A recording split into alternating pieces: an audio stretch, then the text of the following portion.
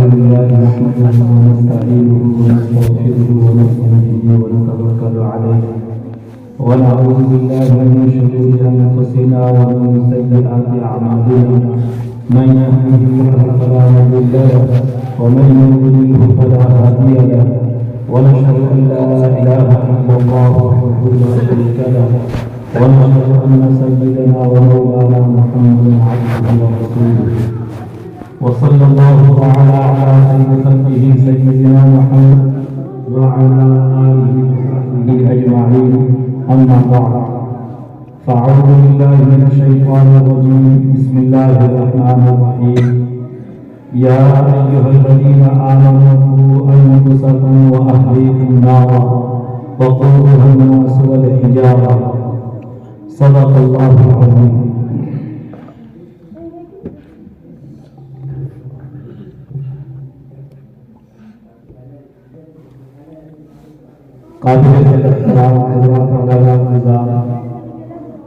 और मोहतरम बुजुर्गों, नौजवान दोस्तों और पर्दे के आड़ में बैठी हुई मेरी माँ और बहनों,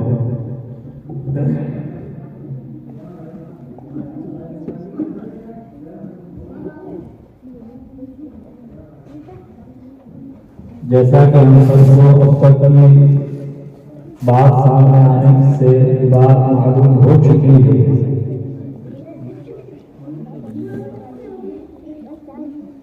कि हम और आप इस वक्त एक बहुत बड़ी फिक्र को लेकर जमा हुए हैं।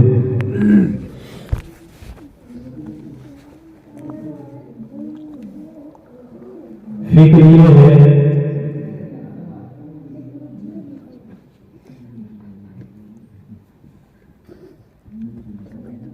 कि कुरान करीम में दो लफ्ज़ इस्तेमाल हुए हैं,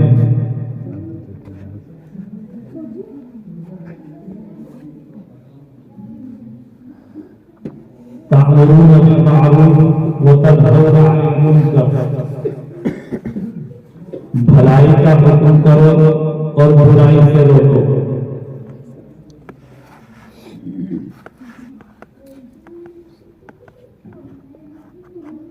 भलाई का हुक्म और बुराई से रोकना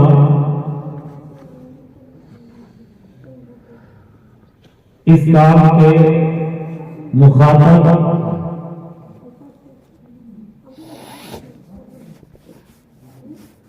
गैर ईमान वाले भी हैं और ईमान वाले भी। जब गैर ईमान वाले शख्स को हम यही चीज लेकर पेश करेंगे तो उसका नाम दावत इजाजत होगा, और ईमान वाले के सामने जब यही फिक्र पेश करेंगे, भलाई का हुक्म करेंगे, बुराई से रोकेंगे, तो उसका नाम दावत इस्लाह होगा।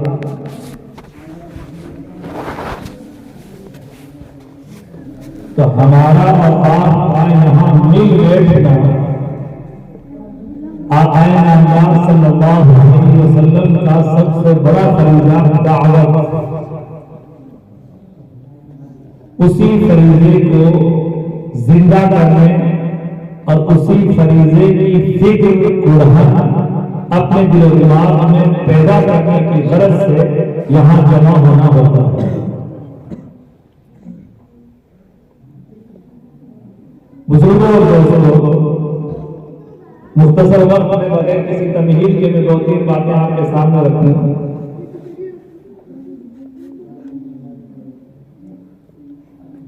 सबसे पहली बात तो ये सुने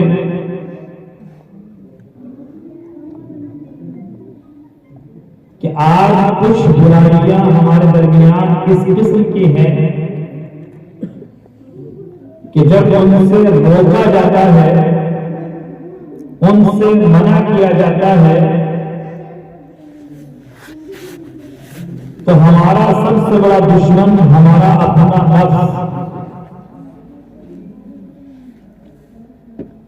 और उसके साथ हमारा अज़ली दुश्मन शैतान, इन दोनों दुश्मनों की तरफ से हमारे जबान पर वो अल्फाज जारी होते हैं, वो मजमून जारी होता है जिस मजमून के अल्फाज कुरान करीम में दूसरे पारे में और सातवें पारे में बयान किए हैं। मा अलफैना अलैहि आबाअना, ये वो है जिस पर हमने अपने आबाओ अजदाद को पाया। सातवें पारे में फरमाया मा वजदना अलैहि आबाअना, ये वो है जिस पर हमने अपने बाप दादाओं को पाया। तो कुछ बातें हमारे दरमियान चलती हैं और इस किस्म के हमारे इस्लामी मुआशरा के प्रोग्राम के हवाले से जब मना किया जाता है और उनकी बुराई बयान की जाती है तो हमारा नफ्स और हमारा असली दुश्मन शैतान, इन दोनों की तरफ से यही मजमून हमारे जहन में भी आता है, यही मजमून आता है कि यार अब तक बडेरे करते आए थे तो क्या बडेरों ने हमें गलत रास्ते पर डाला था? ये नए नए मौलवी आते नई नई बातें करते हैं, बडेरों के तरीके पर पानी फेरने की कोशिश करते हैं, ये बडेरों के तरीके को छोड़ने की बातें कहते हैं, इसलिए इनकी बातों में नहीं आ रहा, इसलिए इनकी बातों में नहीं आ रहा। बुजुर्गों और दोस्तों, याद रखिए, मैं आपको कुरान करीम की इन्हीं दोनों आयतों के सहारे इंतहाई अहम नुक्ता बताने जा रहा हूं। ये जो हमारे ऊपर असली दुश्मन एक नफ्स और एक शैतान, इन दोनों दुश्मनों की तरफ से हमारे ख्यालात में ये जो वसाविस पैदा होते हैं, ये जो वसवसा आता है, ये वसवसा इंतहाई कमजोर, इंतहाई गलत और इंतहाई नापायदार है। वो इस वजह से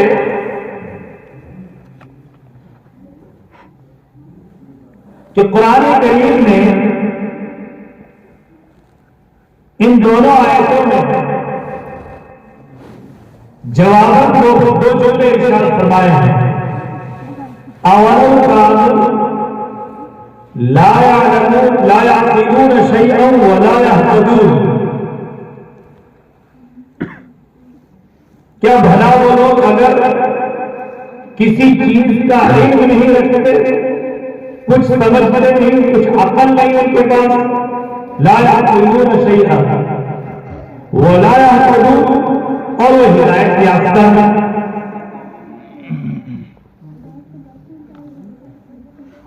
और सातवें बारे में फरमाया अवल कानू आबाउहुम ला यअलमून शैअन व ला यहतदून,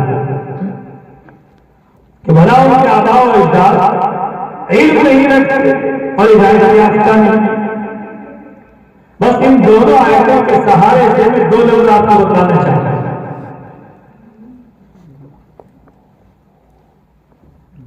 बडेरों के तरीके पर चलना गलत है या सही? यह उन्वान याद रखिए मेरी बात है, बडेरों के तरीके पर चलना सही है कि गलत? बस इस पॉइंट को मैं समझाना चाह रहा था। कुरान करीम ने ना तो ये कहा कि बडेरों के तरीके पर चलना गलत और ना ये कहा कि सही, बल्कि कुरान करीम ने हमारी बेहतरीन रहनुमाई फरमाई। कुरान करीम ने कहा कि बडेरों के तरीके पर चलना 3 शर्तों के साथ जायज है। तुम्हारे जिन बडेरों में 3 बातें पाई जाए, तुम्हारे उन बडेरों और बड़ों के तरीके पर तुम चलो, सही है। और जिन बड़ों और बडेरों के जिंदगी में वो 3 बातें न पाई जाए, तो उनके तरीके पर, उनकी जिंदगी के नक्शे कदम पर चलना जायज नहीं, दुरुस्त नहीं, गलत है।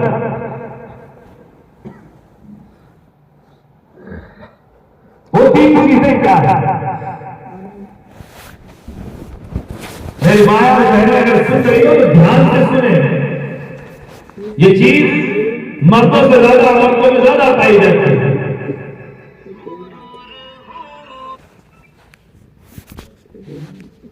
वो तीन चीजें क्या है? वो तीन पॉइंट, वो तीन नुक्ते महफूज कीजिए। कुरान करीम ने एक जगह कहा अकल, दूसरी जगह कहा इल्म, और इन दोनों के साथ कहा हिदायत।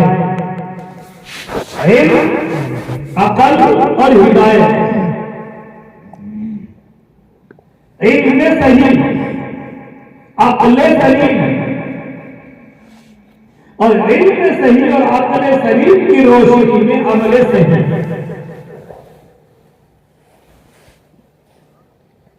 हमारे जिन बड़ों की जिंदगियों में,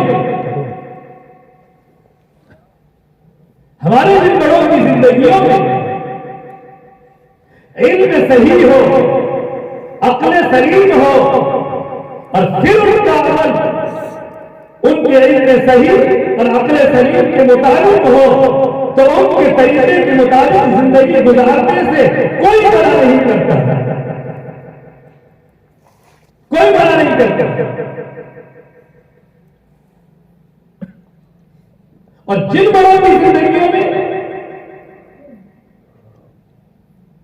इल्म सही, अक्ले सलीम और इल्म सही और अक्ले सलीम के तकाजे के मुताबिक उनका अमल सही नहीं, तो वो हमारे बड़े में, हमारे नस्ल में, वो हमारे बड़े में बहुत अच्छा काबिल एहतराम है, लेकिन काबिल इत्तिबा है, काबिल तकलीद है नहीं बुजुर्ग।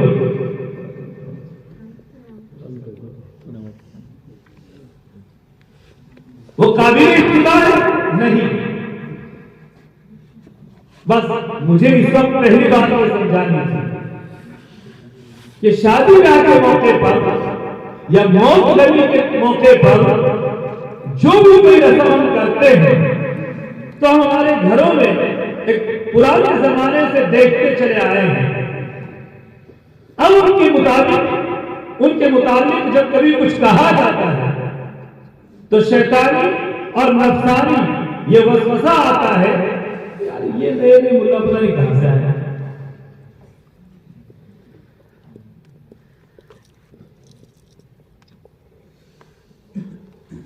तो मैं ये बात आपके सामने बिल्कुल खुलकर रखना चाहता हूं कि हम न हमारे बड़ों को गलत कहते न सही कहते, बल्कि तीन चीजों की रोशनी में हम हमारे बड़ों की जिंदगी को तलाश करेंगे।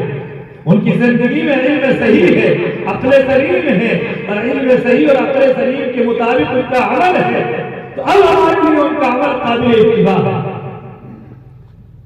चाहे वो शादी के मौके पर हो और चाहे वो मौत गली के मौके पर।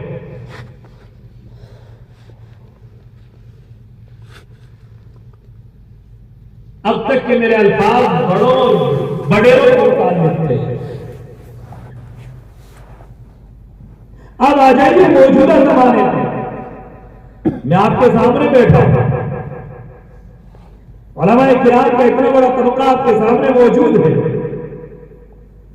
आज आप लोगों में से एक लफ्ज कहकर अपनी बरात करना चाहते हैं, अपने आप को मासूम और बेगुनाह साबित करना चाहते हैं।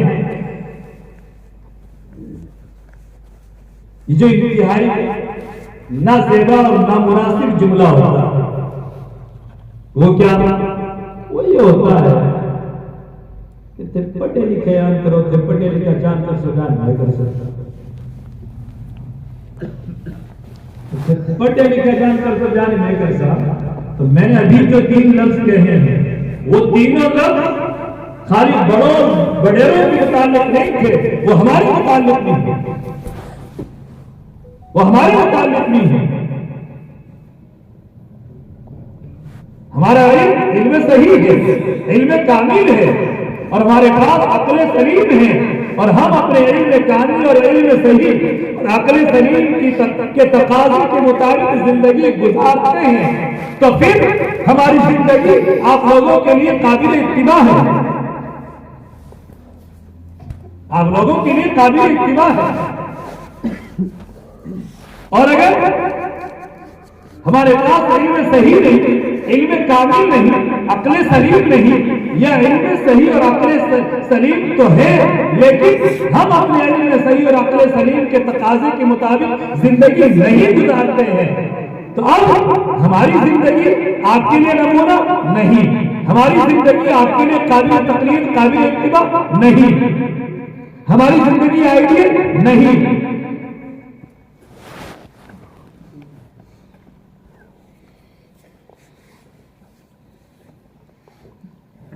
अब हमें क्या करना चाहिए? ये पहला मैं उसूल और पहला एक मयार इंतहाई वजाहत के साथ बयान कर रहा था। तो हमें क्या करना चाहिए? तो इस सिलसिले में हज़रत अब्दुल्लाह इब्न मसऊद रज़ियल्लाहु तआला अन्हु की एक हदीस है, फरमाया कि गालिबन इसके अल्फाज मन कान मिनकुम मुस्तन्नन, तुम में से जो कोई किसी की सुन्नत इख्तियार करना चाहे तो वो जिंदों के बजाय मुर्दों की सुन्नत इख्तियार करे, इसलिए कि मुर्दा फितनों से महफूज हो चुका और जिंदा अभी फितनों से मामून नहीं है।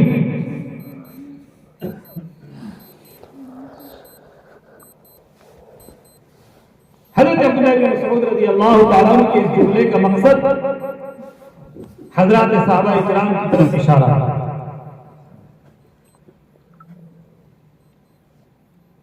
हज़रत अब्दुल्लाह इब्न मसऊद रज़ियल्लाहु तआला अन्हु ये कहना चाहते हैं कि हज़रात सहाबा को काबिल इत्तिबा बनाओ, काबिल तकलीद समझो। अब कोई जिंदा है तो अब उनकी जिंदगी आज वो क्या अमल कर रहे हैं, कल को उनके साथ शैतान क्या कर गुजरे और शैतान के हरबे में कब वो फंस जाए, इसलिए कि कल वो उज्ब और बड़ाई और तकब्बुर के शिकार हो जाए और अल्लाह ताला उनके दिल से हिदायत का चिराग छीन ले और बुझा दे और उनका अमल सही के बजाय अमल जाल बन जाए, अमल मुज़िल बन जाए, गुमराह हो जाए। इसलिए हज़रत अब्दुल्लाह इब्न मसऊद रज़ियल्लाहु तआला अन्हु इंतहाई अहमियत के साथ ये बात बयान फरमाते हैं कि मुर्दों की तकलीफ। लिहाजा अब मैं आपको असल मकसद पर लाता हूं। जब मेरी ये बात समझ में आ गई कि हमें किसकी इत्तिबा करनी चाहिए, हमें किसको अपना आइडियल बनाना चाहिए, हमें किसकी जिंदगी को सामने रखना चाहिए, मेरी ये बात जब समझ में आ गई मयार उसूल और कानून के ज़ाब्ते के साथ, तो अब मैं असल मकसद पर आता हूं। समझ में आई गई बात कि भाई हमें किसको आइडियल बनाना चाहिए? समझ में आई नहीं? या यूं ही तकरीर किसको आइडियल बनाना चाहिए? सहाबाए किराम। जब सहाबाए किराम को आइडियल बनाना है तो अब मेरे बुजुर्गों और दोस्तों, आप मुफ्ती साहब को नहीं देखेंगे कि वो अपनी या अपने बच्चों की शादी कैसे कर रहे हैं,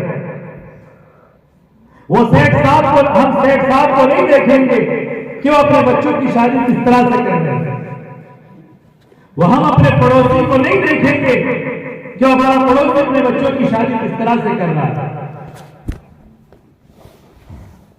हम दुनियादार तबके को नहीं देखेंगे कि अपने बच्चों की शादी किस तरह से कर रहा है,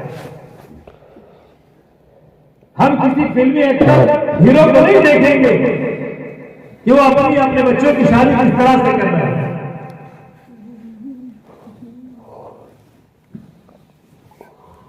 बल्कि हमें अपनी खुशी के मौके पर भी हजरत सहाबा की जिंदगी को काबिल इत्तिबा बनाना है। हजरत सहाबा की जिंदगी को अपने सामने रखना है। हजरत सहाबा के वाक़यात हो सकता है मैंने उससे पहले बयान किए हो, मैं इशारतन का हवाला देता चला जाऊं। अल्लाह के नबी अलैहिस्सलातु वस्सलाम से बात शुरू कीजिए। अल्लाह के नबी अलैहिस्सलातु वस्सलाम की 11 शादियां हमने खूब सुनी हैं। मैं ये बात आपके सामने खुलकर कह रहा हूं कि कोई एक वाक़या भी आपकी 11 या 9 शादियों में से किसी एक शादी का वाक़या भी कोई बतौर मिसाल हमारे सामने हो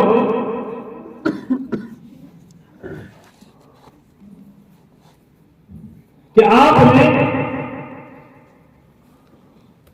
गुर्बत की वजह से लोगों को दावत नहीं दी, या मालदारी की वजह से सारे मदीना को, सारे आलम को दावत दी। दो जुमले याद रखें। गुर्बत की वजह से आपने दावत नहीं दी, या मालदारी की वजह से आपने पूरे मदीना को या पूरे आलम को दावत दी नहीं। आप सल्लल्लाहु अलैहि वसल्लम के वलीमे का लफ्ज़ समझ में ना आए तो आपने केवल खीर हुआ। अल्लाह के नबी अलैहिस्सलातु वस्सलाम ने 11 शादियां की हैं और उन 11 शादियों में खीर कुआ किए हैं, वलीमा किया है।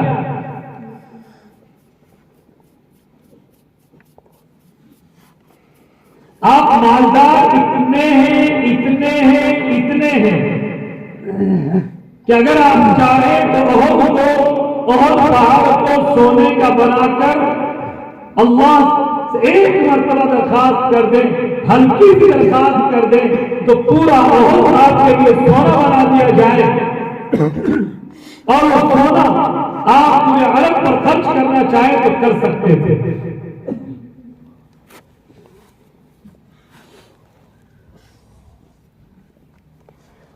इतना अल्लाह की तरफ से आपको इख्तियार मिलने के बावजूद आपने कोई वलीमा बड़ा से बड़ा कितना किया?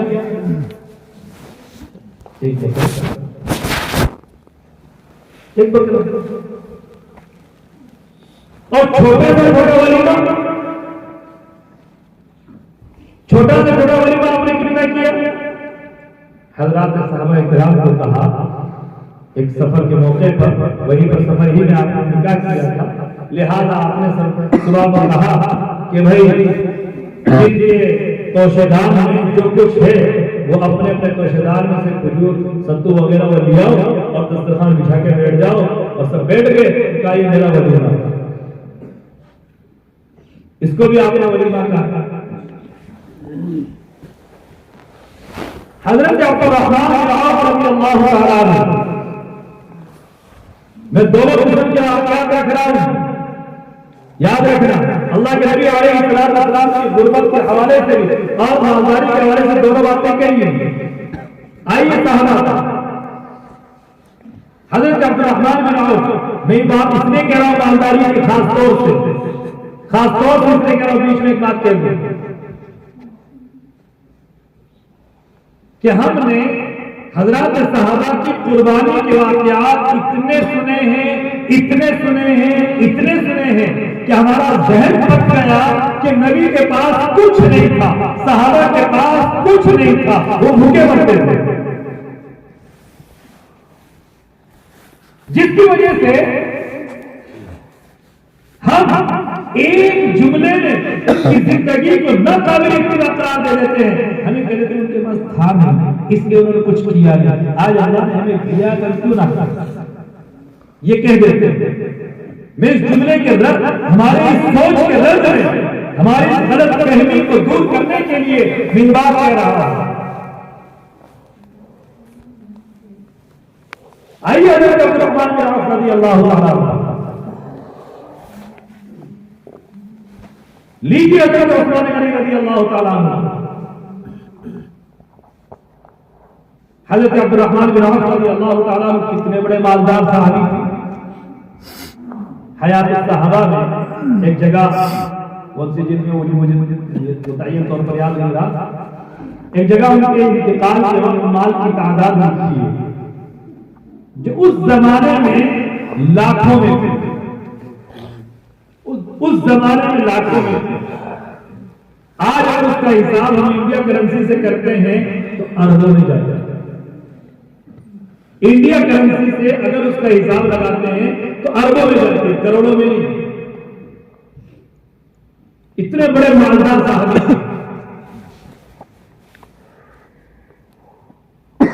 इतने बड़े मालदार साहब हज़रत उस्मान गनी रज़ियल्लाहु ताला अन्हु ने एक जंग के मौके पर जब मुसलमानों की मदद की है तो कतारें लगा दी थी। इतने बड़े मालदार साहबी हैं। ऐसा नहीं है कि सारे के सारे सहाबा फाका कशी की जिंदगी गुजारते थे, ना ऐसा नहीं। अल्लाह ताला ने आज इस तरीके से दोनों किस्में रखी है, मालदारी और गरीबी। इसी तरीके से इस जमाने में भी थी दोनों किस्में। लेकिन इसके बावजूद हजरत अब्दुर्रहमान बिन औफ रज़ियल्लाहु ताला की शादी होती है मदीना में। आप अलैहिस्सलाम को भी दावत नहीं।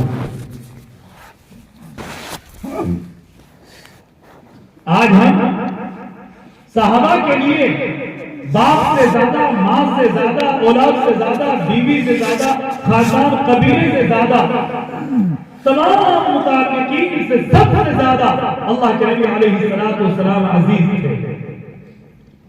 हज़रत उमर रज़ियल्लाहु ताला को बाकायदा इम्तिहान हो गए थे इसी बात पर। अल्लाह के नबी ने कहा उस वक्त तक तुम्हारा ईमान कामिल नहीं हो सकता जब तक मैं तुम्हारे नजदीक तुम्हारे बीवी बच्चों, खुद तुम्हारी जात से, तुम्हारे बीवी बच्चों से, तुम्हारे वालिदैन से और तमाम लोगों से ज्यादा महबूब ना हो जाओ। हज़रत उमर रज़ियल्लाहु ताला अल्लाह के रसूल तमाम लोगों से ज्यादा महबूब हैं, लेकिन मेरे बीवी बच्चों से ज्यादा नहीं। अल्लाह के नबी का अभी ईमान मुकम्मल है। खैर मुख्तसर बात यह है कि अल्लाह के नबी अलैहिस्सलाम उस वक्त सहाबा के नजदीक तमाम के तमाम मुताल्लिकीन अजीज और अक़रबा से ज्यादा प्यारे और महबूब थे। लेकिन इसके बावजूद हज़रत अब्दुर्रहमान बिन औफ रज़ियल्लाहु ताला शादी करते हैं, अल्लाह के नबी अलैहिस्सलाम को अपनी वजह से निकाह में शरीक तक नहीं करते। आज हम ये कहते हैं कि नहीं बुलाएंगे तो नाक कटेगा, जितना नाक को लंबा करोगे उतनी ही नाक कटेगी, उतनी नाक कटेगी। याद रखिए,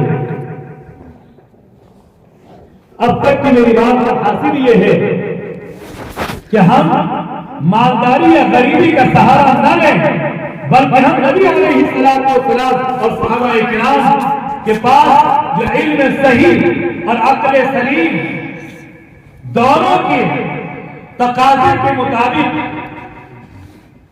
जो अमल सही था, उस अमल सही को हमारे लिए, अपने लिए नमूना बनाए और उसके मुताबिक अपनी ब्याह शादी करने की कोशिश करें। लिहाजा मुख्तसरन शादी ब्याह के मौके पर होने वाले चंद गुनाह को मैं गिनवाता हूं।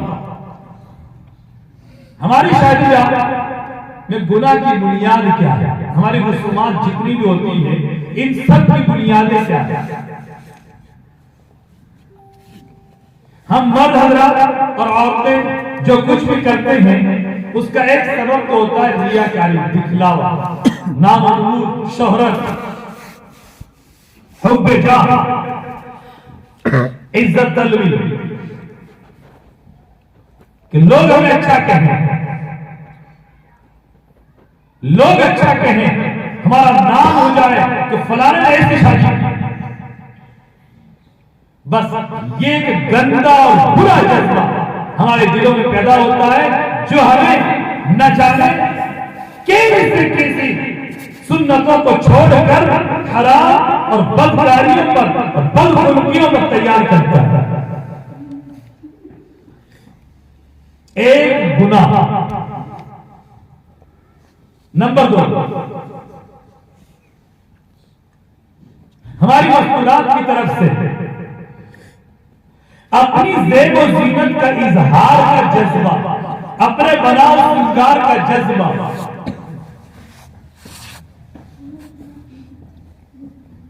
ये जो मस्तूरात की तरफ से बनाओ श्रृंगार का जज्बा है, ये जज्बा बड़ाई पैदा करता है, तकब्बुर पैदा करता है, उज्ब पैदा करता है, और फिर अपने बनाओ श्रृंगार को जाहिर करने के लिए हमारे मस्तूरात बेपर्दा होती हैं, अपनी इज्जत को दांव पर लगाती हैं, गैर महरमों के साथ उठती और बैठती हैं, उनको अपनी आवाज से सुनाती है, अपना चेहरा दिखाती है, अपना बदन दिखाती है, गोया के खुद अपने हाथों अपनी इज्जत का खेल करती है, अपनी इज्जत की चादर के को तार-तार करती है,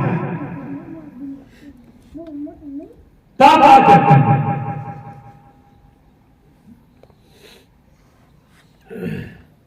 इंतहाई हजरत हकीम मोहम्मद रहमतुल्लाह अलैह ने जगह लिखा है, इसराए खवातीन हजरत की किताब है। एक दिन देखा तो हजरत के जो बड़ा अजीब जुमला लिखा मस्तूरात के मुताबिक इस मौजू पर। हजरत ने कहा कि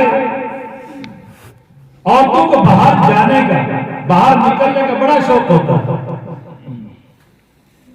तो तुम यूं कहो कि बाहर मत जा, तो नहीं मानेंगे, उनसे लड़ेंगे। तुम रोते फिरते हो, मैं क्यों नहीं जाऊंगा, मुझे क्यों कैद बनाया, ना जाने क्या क्या कहेगा। तो हजरत ने फरमाया कि बहुत अच्छा, उसको इजाजत दो, मना मत करो, उसको इजाजत दो, मना मत करो, लेकिन एक छोटी सी शर्त लगा दो उसके साथ।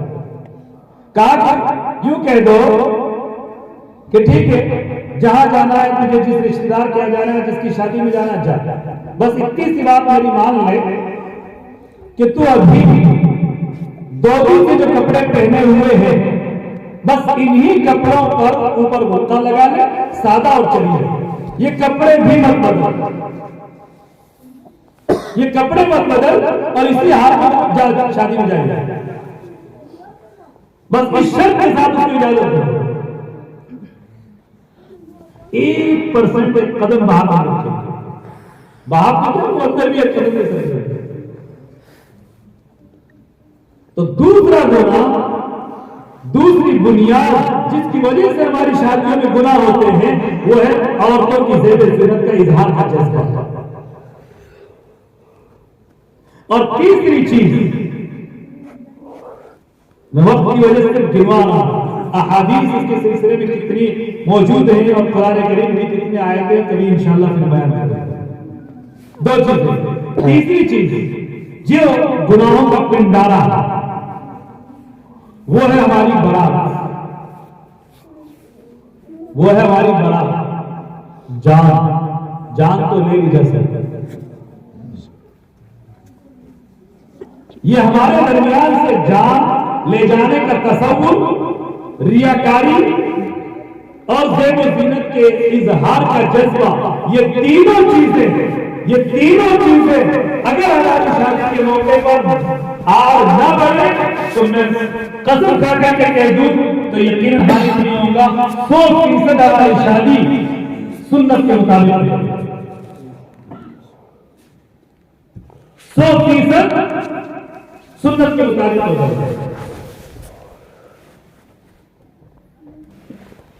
इसलिए बुजुर्गों और दोस्तों, हम हमारे अंदर ये जो 3 बीमारियां मैंने गिनवाई हैं, नंबर 1 रियाकारी, दिखलावा, शोहरत, नंबर 2 मस्तूरात में और उनके साथ मर्दों में अपनी ज़ेब-ओ-ज़ीनत का इजहार का जज्बा, और तीसरे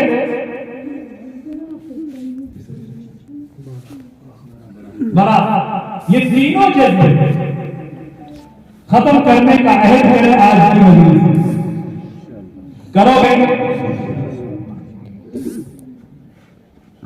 अब मैं आखिर में एक बात और कह दूं, जिस पर हजरत हमारे बयान कर रहे थे उसके हवाले से मैं उसको जानबूझ कर कह रहा हूं, अगर वक्त बहुत हो चुका, लेकिन वो बात इंतहाई अहम है और मैं खास तौर से मैं अपनी मज़कूरात को खत्म करा रहा हूं इस बात का।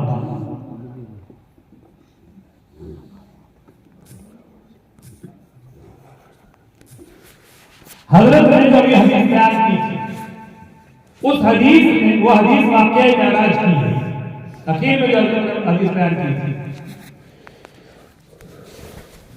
उसमें हजरत ने बेपर्दगी को तो बयान किया, लेकिन बेपर्दगी का आजाब होता कहने अलैहिस्सलाम देख करके आए थे।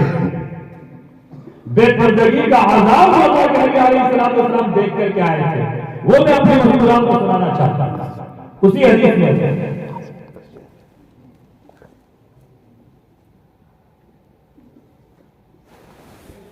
हम मर्द भी इसमें खाली बेपर्दगी को औरतों की तरफ से नहीं, मर्दों की तरफ से नहीं, इसलिए कि कुरान करीम में कुल्लिल मुमिनीन यग़ुद्दू मिन अब्सारिहिम, एक ईमान वाले मर्दों तुम अपनी निगाह नीची रखो, और उसी के बाद अगली आयत कुल्लिल मुमिनात, एक ईमान वाली औरतों यग़ुद्दू मिन अब्सारिहिन, तुम अपनी निगाह नीची रखो।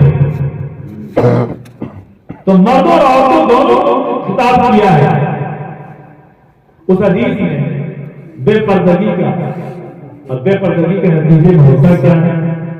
बेपर्दगी के नतीजे में आंख का ज़िना होता है, हाथ का ज़िना होता है, नफ्स की लज्जत का, नफ्स और दिल की का ज़िना होता है, पाँव का ज़िना होता है, और फिर ये ज़िना होते हैं तो फिर आगे चल करके असल शर्मगाह का ज़िना होता है।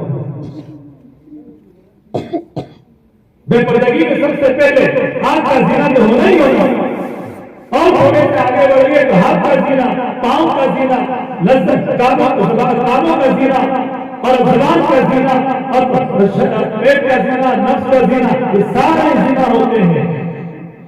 जब सारे ज़िना होते हैं तो हदीस पाक में बयान किया है कि अल्लाह के नबी अलैहिस्सलाम फरमाते हैं कि मैं एक जगह से गुजर रहा था, देखा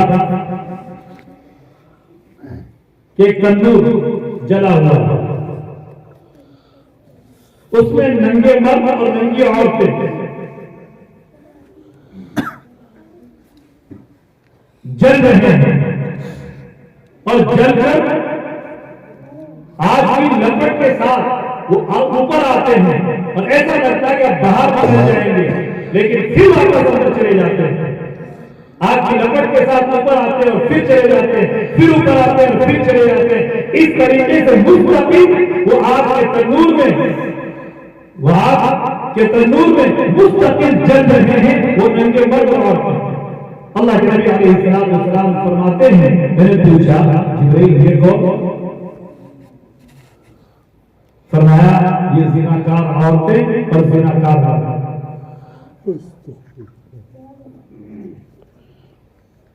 एक और रिवायत पड़ी हुई है, वो इस रिवायत के साथ में अलग है कि ज़िनाकार मर्द और औरत क़यामत में, आखिरत में अजीब व गरीब आज़ाब बयान किया, बयान करते हुए भी बड़ी अजीब सी बात है। औरत की शर्म से खून और पीप बहेगा, और जारी मर्द धोबा मारकर पी पिए।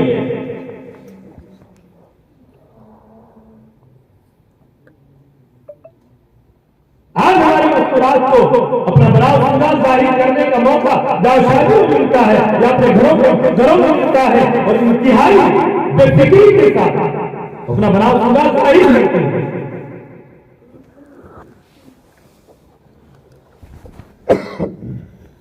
आखिरत को अपने आंखों के सामने रखें, अल्लाह के नबी अलैहिस्सलाम ने बयान किए हुए आजादों को अपने सामने रखें। मरना है एक दिन,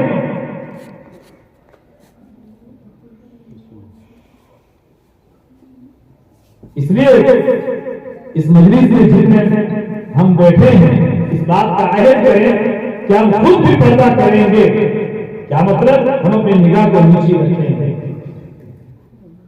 सबसे पहले इस बात का है हम खुद वादा करेंगे, अगर हमारी बहन, अगर हमारी माँ,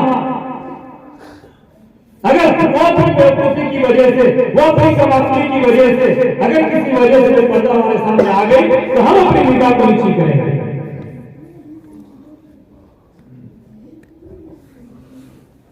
जब हम नीची करेंगे तो इंशाअल्लाह मस्तूरात को खुद को शर्म आएगा, खुद को शर्म आएगा।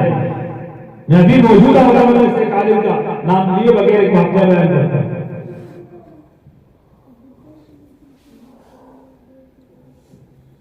चंद औरतें जो मेरी मां की उम्र की हैं, उन्होंने मुझसे खुद से बयान किया।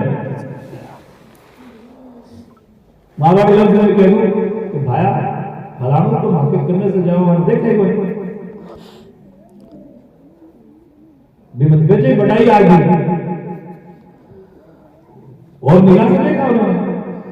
मैं भी बतलाऊं जाऊँ, वो बोला ही नहीं, वो निगाह ही कर उठा, मोटाई आ गई, बढ़ाई आ गई। मैंने ध्यान से सुना, फिर मैंने उसको मतलब से बताया, उनका मोटाई है। बात यह है कि पर्दे का हुक्म औरत और मर्द को दोनों को है। वो खुद तुम पर्दा नहीं कर रही हो तो वो पर्दा कर रहा है, इसलिए तुम्हारे पर निगाह नहीं उठाता।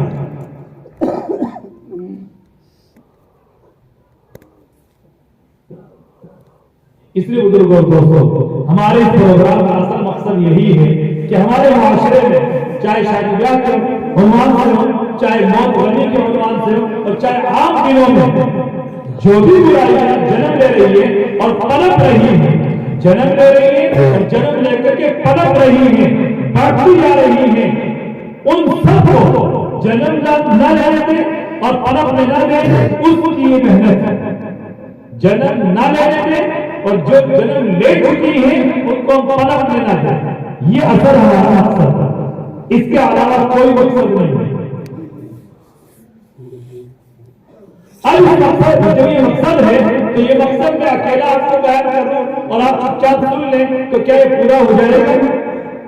बोलो, क्या ये मकसद पूरा हो जाएगा? नहीं हो सकता। पूरा कब होगा कि मैंने आपको याद दहानी के तौर पर यूं जिक्र कर दिया जबकि आपकी जानते थे, लेकिन ठीक है मुज़ाकरे के तौर पर आपके सामने रख दी। अब जब आपके सामने ये बातें आ गई तो आप खुद अपनी जात से तैयार हो कि मैं अपने तौर पर अपनी जात से किसी बुराई को जन्म नहीं लेने दूंगा, और मेरे इर्द जो बुराइयां जन्म ले चुकी हैं और वो पनप रही हैं, उनको जहां से पानी मिल रहा है मैं उसके पानी का सुराख बंद करूंगा और पनपती हुई के बार पर काटूंगा। मुझे जो भी हिम्मत अपनी और जो भी तकलीफ इख्तियार करनी पड़े, ताकत नहीं मेरे अल्लाह, जो भी हिम्मत अपनी और जो भी तकलीफ इख्तियार करनी है, ताकत के बलबूते पर, हिकमत अपनी के तौर पर और तदबीर के तौर पर हमें उनका रद्द करना है, उनको खत्म करना है। करोगे इस काम को, अल्लाह ताला हम सबको कहने सुनने ज़्यादा अमल की तौफीक नसीब फरमाए। इसी के ताल्लुक से अगले ही जुमे को 4 नवंबर को शाम को बड़ा प्रोग्राम पूरे इलाके का इस्लामी माशरा के उन्वान से, इसी के उन्वान से रखा हुआ है, पूरे इलाके का। आज तो सिर्फ आपकी बस्ती का है, लेकिन अगले जुमे को व्यापारियों की ढाली बालिया के पास उस ढाली में बड़ा प्रोग्राम रखा हुआ है। हापुड़ से मुफ्ती मोहम्मद मुस्तकीम साहब तशरीफ लाएंगे। आप हज़रात अपनी जात से भी उसमें शिरकत करने की कोशिश करें और अपने मुतालिकीन दोस्त अहबाब सबको आप लेकर पहुंचने की कोशिश करें। अल्लाह ताला हम सबको अमल की तौफीक नसीब फरमाए।